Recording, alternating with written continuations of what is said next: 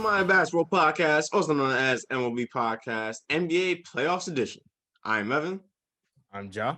And this is our basketball podcast where we recap, break down, and analyze players and teams in the playoffs from previous games from the previous day.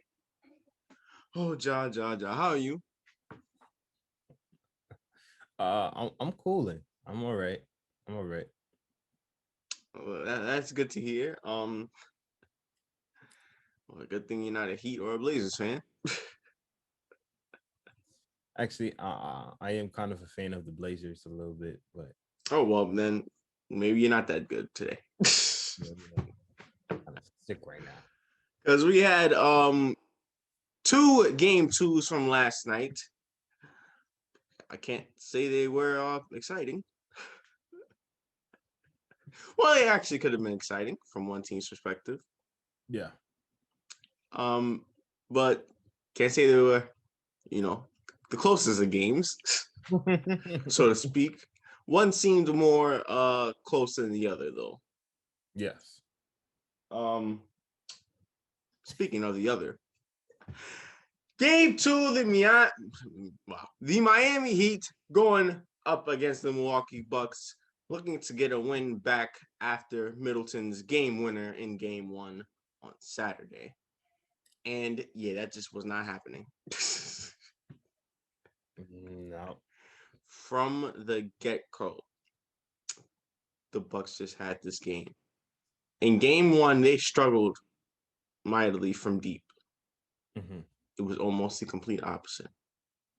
It was 3 after 3. It was raining. And Brent Forbes, sorry. Can't be messing up his name. Not with the performance he had. Yeah. Oh my God. Just raining threes. Flamethrower. Putting up a performance. What a performance by him. So talk about it all the time. Role players, they're key. And he stepped up. Mm-hmm. He was surprising. And the Heat, they were struggling. They didn't know what to do. They were panicking. The whole crowd was getting into it. I mean, it was him. He was knocking down threes. Pat Connaughton knocked down threes. Holiday was knocking down threes. I mean, it was an avalanche. Yeah, man. Yeah. It was an avalanche. And Giannis started it off of all people. For one moment. Yeah, it was just one moment, and they just kind of ran with that, and they never looked back. Never looked back. And that's basically how to describe this game. The strength of guys like Pat Connaughton and Brent Forbes, Giannis, Holiday, Middleton, and this was a blowout. Well, you basically said it, partner. There's nothing really much. After all this, all this excitement to the start of the playoffs, not saying it was bound to happen, but it was a possibility it was going to probably happen. And hey, unfortunately, we got our first blowout, and the Heat. You would think that they would come out with more sense of urgency, especially the way that they lost last game, because they lost again. Game one, they lost by 2 off of a game winner. So, and you're looking at them again, this is a new complete Bucks team, totally different everything, that has a lot more strengths than they have weaknesses this year. Yeah. You only lost by 2, you'd be thinking that only lost if we look at they're a whole new team. Well, not a whole new team, but they're like a build-up team that is trying to find some way to make some strides this year. And yet we only lost by 2 against them. We're the underdogs and we lost by 2. We got this in the bag. This should be a closer series than expected. This is not the way I expected to see the Heat in. I did not expect them to see them in this form. And you could basically see it. Pat Riley, he probably wasn't saying nothing, but he was cursing them out in his head. And you know how Pat Riley is. That's the Godfather right there. and he had to be pissed with the performance. Nobody truly and honestly stepped up to the plate at all. And even though at times I felt like they was probably gonna go on some run to narrow down that 30-point deficit, it's just like it's just like they really couldn't get nothing in the hole. Because look at the Bucks. The Bucks, even in my opinion, to me, it was a certain period in that second half in which I felt like they went on a cold streak in which I felt like the Heat could not take advantage, and they just couldn't take advantage.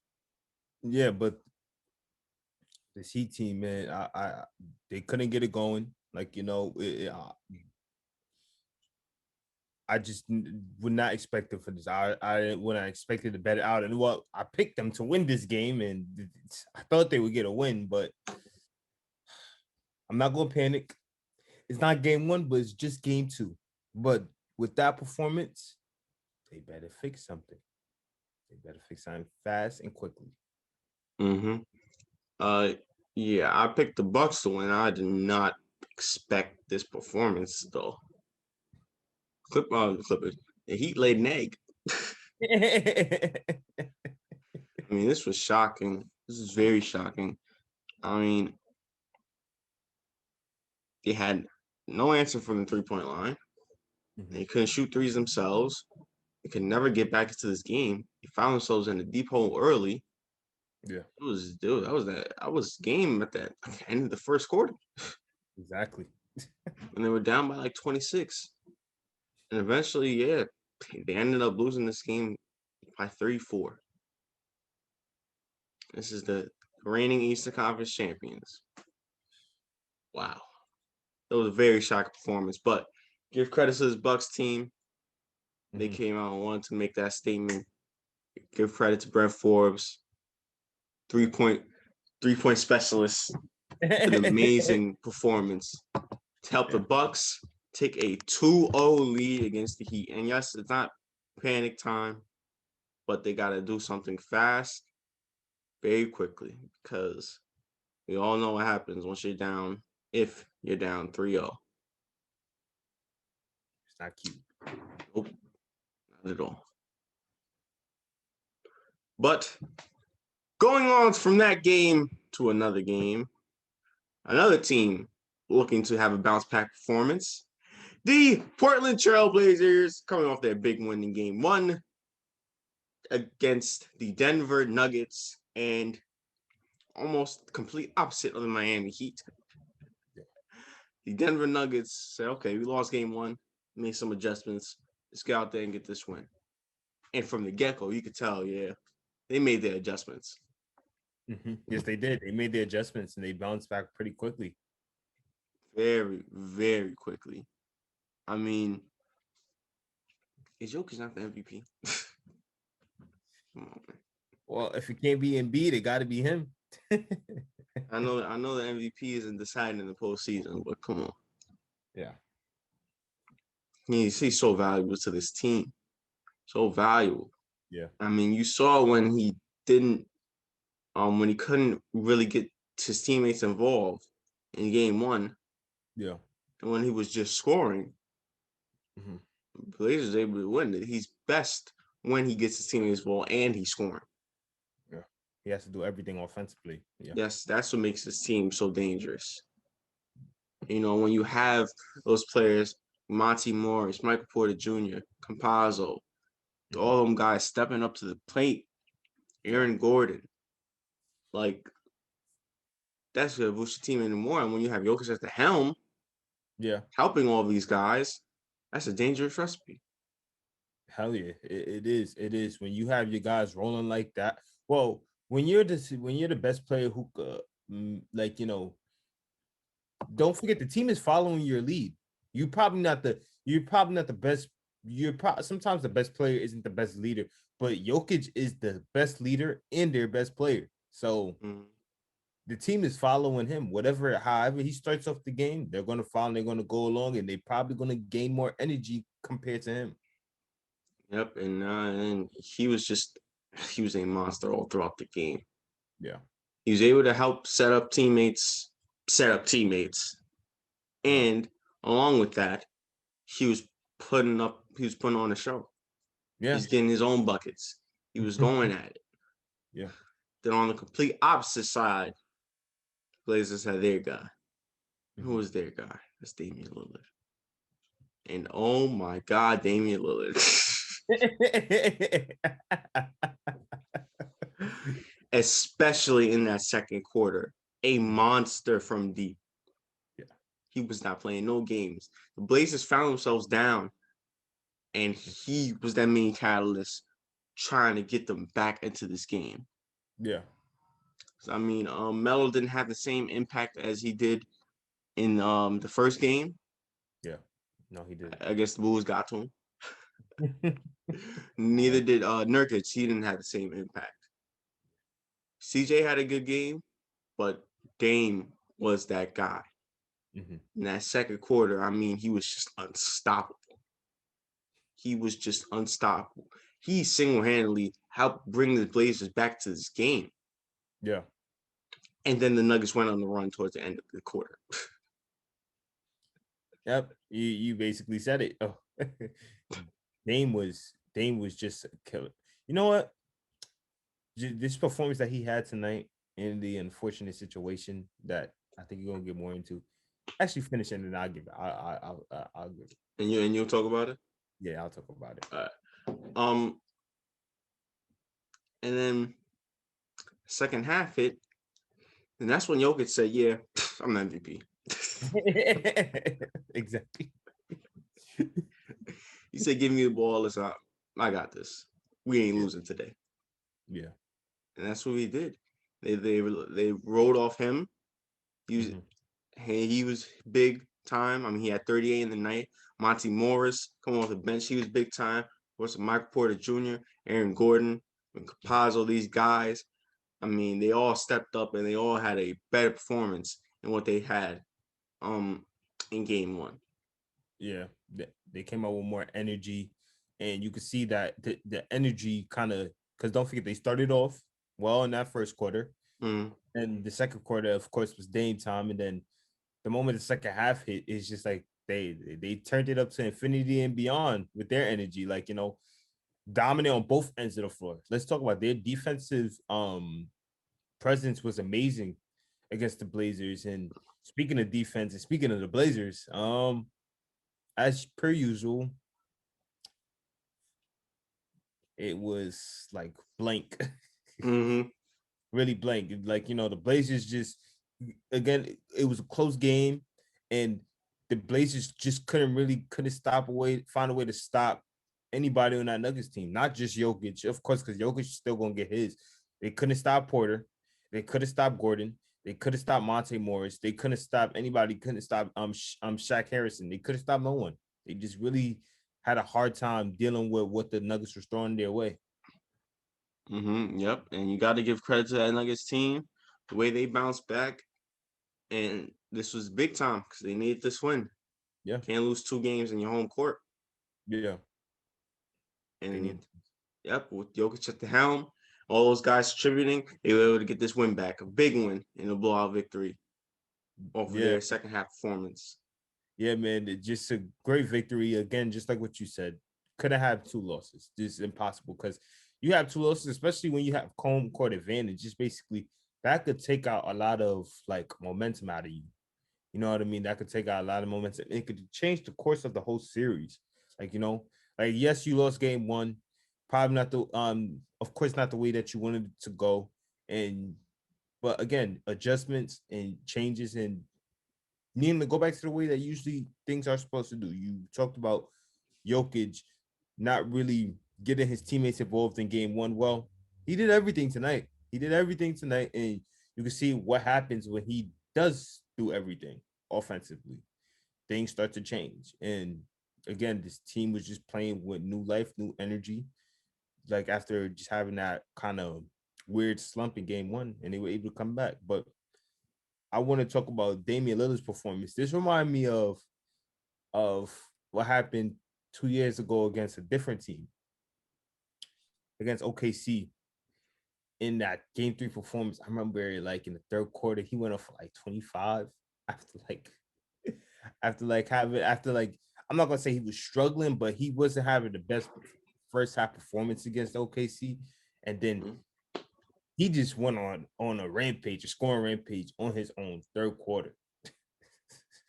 But yet still lost. They lost that game, but it showed you how, like, that was the game when Russ did the where Russ did the rock the baby, and then he pointed at him, and then Paul George dunked at the end of the game when there was no need to dunk at all. But yeah, man, it just shows you how deadly Dame could be in certain moments of the game, especially moments like that. But unfortunately, it's just like this, just like that one and this one, and then was on to win. But hopefully he can get it back. Hopefully that Blazers team can get it together. Yeah, because he had a great performance. I mean, he finished with 42 or 41. 42 and 10 on the night. He was spectacular. Yeah. I mean, CJ played a good game as well. Norman Powell, he also stepped up to the plate, but they just couldn't stop the Nuggets offense. They couldn't stop Jokic. Well, I mean, nobody could stop Jokic, but they just couldn't stop the Nuggets offense. And as a result, well, yeah, and when Nurkic is getting fouled out too, it's nothing really much you could do. He's a big presence down low. Probably not a great defender, but hey, he's still a great presence down low on either side. Yeah, but as a result, it was the Nuggets winning this game and tying the series 1-1. All right. Before we go into predictions for the games 2 for tonight, let's just give our congratulations to who we've said was the runaway sixth man of the year, but now officially the sixth man of the year. Jordan Clarkson of the Utah Jazz got awarded the sixth man of the year last night from Joe Ingles, by the way. Yeah. It was a nice little thing that they set up on TNT. Well, yeah, this is ever in doubt. It was never in doubt. The performance that Jordan Clarkson has put up this year, it was 100%, 1,000%. He was going to be the sixth man. I mean, he's been great coming off the bench for this Utah Jazz team. He's been spectacular. Yeah, most definitely. And you talk about a guy who was coming off a situation which, for most of his career, he was the starter. He was in the starting lineup. He was used to that role, and we know what he could do as a starter. And it's kind of tough making a sacrifice having to come off the bench because certain people don't like it. They look at it in a bad look at times, but he embraced it. He took it all away. And again, when you add on to the fact that this Jazz team has just been legendary in all aspects, and he's one of the main reasons. Game 1. But yeah, you're right. Except for game 1, except for game 1 because of that man right behind you. But you could see, and you're one of the main reasons. You're one of the main reasons why your team is having success. You deserve to give yourself a pat on the back. You deserve this award, big time. You got to respect him for that. Yep, definitely deserves this award and a tremendous offensive talent and a valuable piece to this Utah Jazz team. So, congratulations, Jordan Clarkson, sixth man of the year. The first award announced of the many NBA awards that will be given out. We'll see who get the rest. Should be interesting. But all right. One more thing. Oh, we got to acknowledge the fact that he's the first Jazz player to do it too. Yes. First Jazz player to win sixth man of the year as well. Yeah. All right. Now that out the way, it is prediction time for tonight's game 2s. Just happened last night. Let's hope we don't get blowouts like last night. So let's get into it. First, that team out for their dominant performance in game 1. Game 2 facing the Boston Celtics. Who you got? TNT 730. I got that team right there. That was behind you. I would have to agree. I got the Nets as well. Next, 10 o'clock, TNT. Looking to bounce back from their game 1 win. The defending champions, Los Angeles Lakers, going to battle, again, the Phoenix Suns. Who do you got? I don't know if Chris Paul is questionable for this game. I don't know if he's playing, but if he's not, I have the Lakers. If he is, I got the Suns. Very interesting. I think he is playing, but I believe in this Lakers team. They have shown time and time again that they can make adjustments. I believe in Frank Vogel. He's a great coach, and he's shown that he can make adjustments coming off of a loss. So I got the Lakers, and hopefully AD doesn't have another bad performance like he did on Sunday. And lastly, NBA TV 10:30. The Dallas Mavericks, coming off of their great fourth quarter performance, close out the Clippers, looking to finish them off again in this game, getting a 2-0 lead. But will that happen? Will the Clippers let that happen? I hope not, and I got them. But hey, they could find a way to disappoint me.